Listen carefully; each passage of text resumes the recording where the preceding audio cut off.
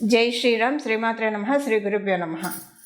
2024 సంవత్సరం ఏప్రిల్ మాసం పక్ష ఫలితాలు. ఏప్రిల్ 1వ తారీఖు నుంచి ఏప్రిల్ 15వ తారీఖు వరకు ఈ పక్షం మొత్తం ద్వాదశ రాశులకి ఏ విధంగా ఉండబోతుంది, ద్వాదశ రాశుల వాడికి ఈ పక్షంలో ఏ శుభ ఫలితాలు రాబోతున్నాయి. ఈ పక్షంలోనే 9వ తారీఖు నుంచి మనం ఉగాదిలోకి అడుగు పెట్టబోతున్నాము. కొత్త సంవత్సరంలోకి, క్రోధినామ సంవత్సరంలోకి అడుగు పెట్టబోతూ ఉన్నాము. క్రోధినామ సంవత్సర ఫలితాలు ముందుగా మనం చెప్పుకున్నాం ఆల్రెడీ మన ఛానల్లో. ఆ వీడియోలని క్రోధినామ సంవత్సరానికి సంబంధించిన ఫలితాలన్నీ మన ఛానల్లో అప్లోడ్ చేసి ఉన్నాము. అయితే ఈ పక్షంలోనే ఉగాది కూడా మనకి ప్రారంభం కాబోతుంది.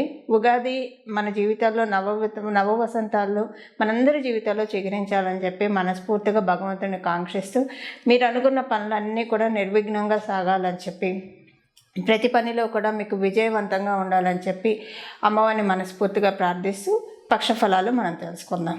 పక్షఫలాలు తెలుసుకోవడానికి ముందుగా ఈ పక్షంలో గోచర గ్రహస్థితుల గురించి ఒకసారి చూద్దాం. గురు భగవానుడు మేషరాశిలో సంచారం జరుగుతుంది. బుధుడు కూడా గురు భగవానుడితో కూడి మేషరాశిలో సంచారం చేస్తున్నారు. ఏప్రిల్ 2వ తారీఖు నుంచి బుధ భగవానుడు వక్రగతిలోకి వెళ్తున్నాడు. వక్రగతిలోకి వెళ్ళిన బుధ భగవానుడు ఈ పక్షం మొత్తం కూడా, అంటే ఏప్రిల్ 15వ తారీఖు వరకు కూడా ఆయన వక్రగతిలోనే ఉండడం గమనార్హము. కేతు భగవానుడు కన్యారాశిలో సంచారం చేస్తున్నారు. కుజ శుక్రుల యొక్క కలయిక కుంభరాశిలో జరుగుతూ ఉంది. అలాగే మీనరాశిలో, ఆఖరిదైన మీనరాశిలో రవి రాహు శుక్రుల కలయిక జరుగుతూ ఉంది. అయితే రవి సూర్యనారాయణమూర్తి 14వ తారీఖు తర్వాత, 14వ తారీఖు నుంచి మీనరాశి నుంచి మేషరాశిలోకి ఆయన మారబోతూ ఉన్నారు.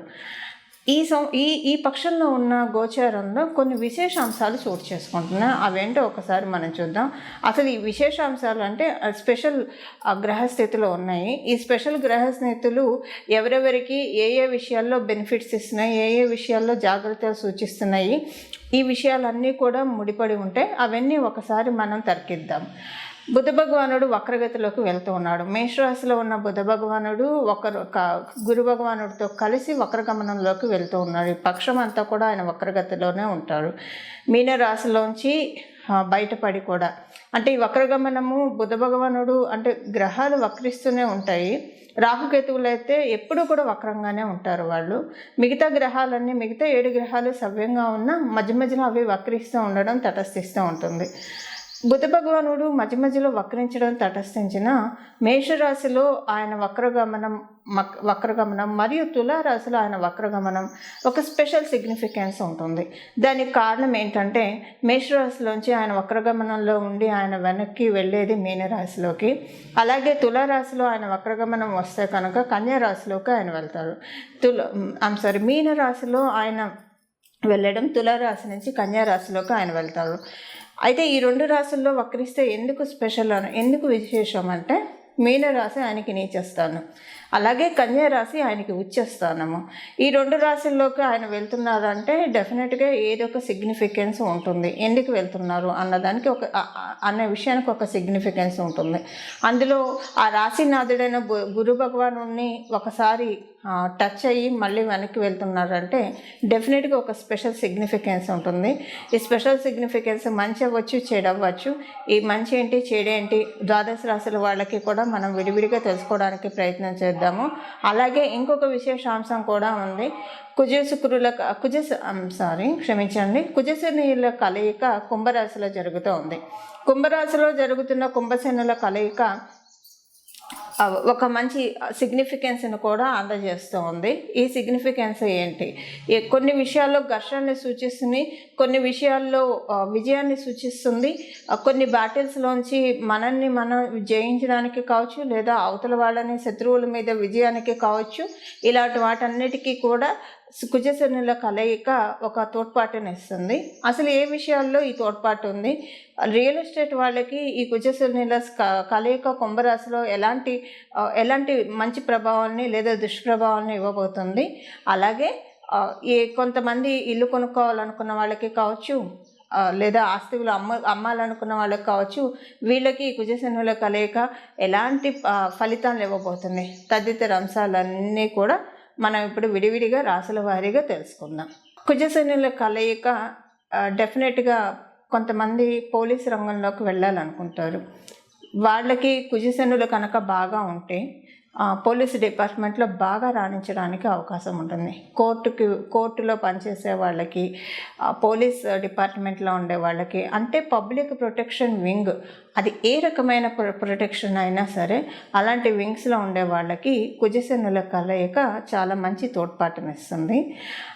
అయితే కొంత సైడ్ ఎఫెక్ట్స్ కూడా ఉంటాయి కుజశనుల కలయిక వల్ల. ఈ కుజశనుల కలయిక అంటే ఏం లేదండి, ఇప్పుడు మీరు ఐరన్ షాప్, వెల్డింగ్ షాప్స్ మనకు తెలుసు కదా, ఒక ఇనుప ముక్కను తెచ్చి దాన్ని అటు నిప్పులతో కొట్టి, ఇటు నిప్పులతో కొట్టి, అటు ఇటు చేసి దాన్ని ఒక అందమైన కిటికీకి గ్రిల్స్ గాను, లేదా మన తలుపుకి గ్రిల్స్ పెట్టిస్తాం. అలాగా మన కన్స్ట్రక్షన్కి ప్రత్యేకించి ఇనుప ముక్కలు ఇలాంటివి పెట్టే కదా, దానిపైన కదా మనం మిగతా కన్స్ట్రక్షన్ అనేది జరుగుతుంది. సో స్ట్రాంగ్ పిల్లర్గా చేస్తారు.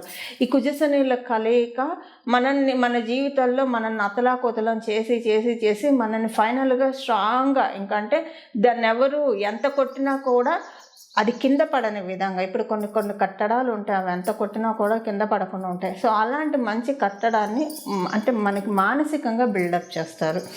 మానసికంగా మనం ఎప్పుడైతే దృఢంగా ఉంటామో, పుష్టిగా ఉంటామో, అప్పుడు మన నిత్య దైనందిన జీవితం చర్యలన్నీ కూడా చాలా చక్కగా వెళ్తాయని చెప్పడంలో ఏమాత్రం సందేహం లేదు. అందువల్ల ఇప్పుడు ఈ కుజశనుల కలయిక ఎవరెవరిని ఏ విషయాల్లో దృఢపరుస్తుంది, ఈ విషయం కూడా మనం చూద్దాం. ధనుసు రాశిలో పుట్టిన వాళ్ళకి ఈ పక్షం యొక్క ఫలితాలు. మీ రాశికి కేంద్రాధిపత్య దోషాన్ని ప్రసాదించే గ్రహము బుధుడు మీ రాశికి అంత అనుకూలం కాదు. ఆయన వక్రగతిలోకి వెళ్తూ ఉన్నారు. కమ్యూనికేషన్ రిలేటెడ్ విషయాల్లో చాలా జాగ్రత్తగా ఉండాలి. కమ్యూనికేషన్స్లో మీ మీద కొన్ని వార్తలు స్ప్రెడ్ అయ్యే అవకాశం ఉంది. మీ మంచితనాన్ని కూడా చేతకానితనంగా లేదంటే చెడ్డతనంగా వక్రీకరించే మనుషులు మీ చుట్టూ ఉన్నారు. ఈ విషయంలో జాగ్రత్తగా ఉండాలి. కొంత మీ మీద లేనిపోని అభాండాలు ఇలాంటివి పడతాయి. ఈ విషయంలో కొంచెం మీరు చూసుకోవాలి, జాగ్రత్తగా ఉండాలి. చివరిలో మనం పరిహారం చెప్పుకుంటాం కాబట్టి ఆ పరిహారం చేసుకుంటే ఎలాంటి ఇబ్బంది ఉండదు. చుట్టాల్లో కావచ్చు, నేబర్స్లో కావచ్చు, మీరు వర్క్ చేసే ప్లేస్లో కావచ్చు, ఈ చుట్టూ ఉన్న మనుషులు అసలు ఎవరిని నమ్మాలి, ఎవరిని నమ్మకూడదు అన్న కన్ఫ్యూజన్ చాలా ఉంటుంది. ఎవరు మనవాళ్ళు, ఎవరు పరాయి వాళ్ళు, ఈ కన్ఫ్యూజన్ ఈ పక్షంలో ఎక్కువగా ఉంటుంది. మీకు అంతకుముందు మీతో చాలా బాగా ఉన్నవాళ్ళే ఎందుకో సడన్గా మీ మీద గ్లడ్జ్ పెట్టుకున్నారా అన్నట్లు మీకు అనిపిస్తుంది. వితౌట్ ఎనీ వ్యాలిడ్ రీజన్ ఇలాంటివన్నీ చోటు చేసుకుంటాయి. సడన్గా ఏంటి ఇన్ని మార్పులు అని కొంత మీరు ఆశ్చర్యానికి లోనవుతారు. కానీ ఇదంతా కూడా తాత్కాలికంగానే. బుధ భగవానుడు వక్రగతిలో ఉండడం వల్ల ఇవన్నీ చోటు చేసుకుంటాయి. ఇంట్లో వాళ్ళతోటి ఎక్కువగా డిస్కషన్స్ ఉంటాయి ఈ బయట జరిగే విషయాల గురించి. ఎస్పెషల్లీ కనుక మీరు ఉద్యోగం చేస్తున్నా, వ్యాపారం చేస్తున్నా, ఇద్దరికి ఈ విషయం వర్తిస్తుంది. కాకపోతే ఉద్యోగస్తులకి వ్యాపారస్తుల కంటే ఒకంత ఎక్కువగా వర్తిస్తుంది. ఉద్యోగస్తులకి కొంతవరకు గుడ్డిలో మెల్లగా ఉన్న, ఇద్దరికి వర్తించిన ఉద్యోగస్తులకు గుడ్డిలో మెల్లగా ఉన్న, వ్యాపారస్తులకి ఈ విషయంలో కొంత ఎక్కువగా చిక్కు అదే ఉంటుంది. డ్రైవింగ్లో కొంచెం జాగ్రత్తగా ఉండాలి.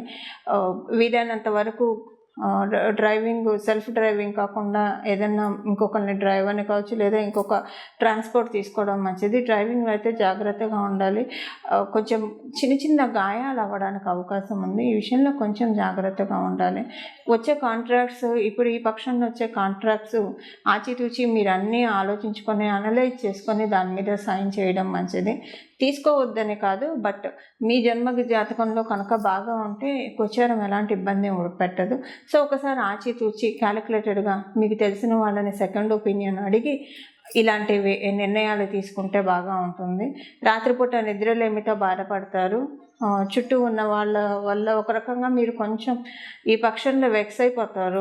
అనుకున్న వాళ్ళు చాలా ఆడుగా బిహేవ్ చేయడం, వ్యతిరేకంగా కొన్ని విషయాలు మీరు వినడము ఇలాంటివన్నీ జరుగుతాయి. సో దీనివల్ల ఏంటంటే మీకు రాత్రిపూట నిద్రలేమితో బాగా బాధపడతారు.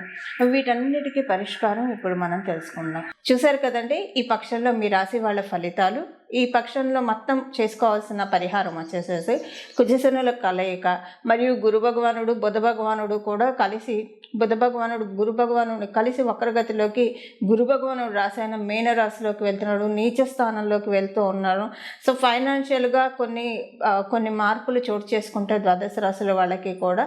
సో దీనికి వీటన్నిటిని కూడా మనం పాజిటివ్గా మోల్డ్ చేసుకోవడానికి దానికి చేయాల్సిన పరిహారము ఈ పక్షం అంతా కూడా సరస్వతి అమ్మవారి ఆరాధన అత్యంత శుభ ఫలితాన్ని ఇస్తుంది.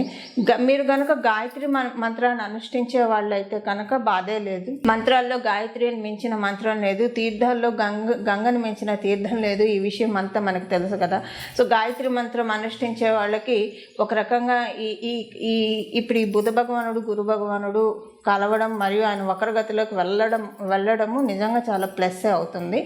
ఒకవేళ అందరూ గాయత్రి మంత్రం అనుష్ఠించాలని లేదు కదా, అందువల్ల సరస్వతి అమ్మవారి ఆరాధన లేదా కృష్ణ పరమాత్ముడి ఆరాధన ఈ పక్షం మొత్తం చేస్తే చాలా బాగా ఉంటుంది.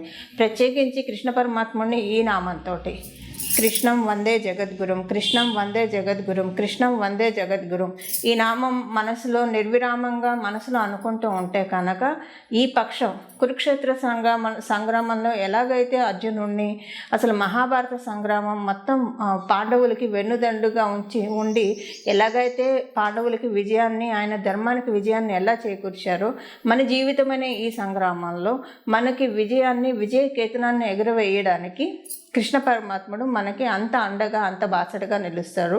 దానికి ఈ పక్షంలో ఉన్న గ్రహస్థితులు కూడా కుజశనుల కలయిక కంటే వారు కూడా తటస్థిస్తుంది, యుద్ధానికి కూడా అది దారితీస్తుంది. ఫైర్ యాక్సిడెంట్స్, యుద్ధం, ఇలా రకరకాలుగా మనం చెప్పుకుంటూ వెళ్తే రకరకాలుగా ఉంటుంది.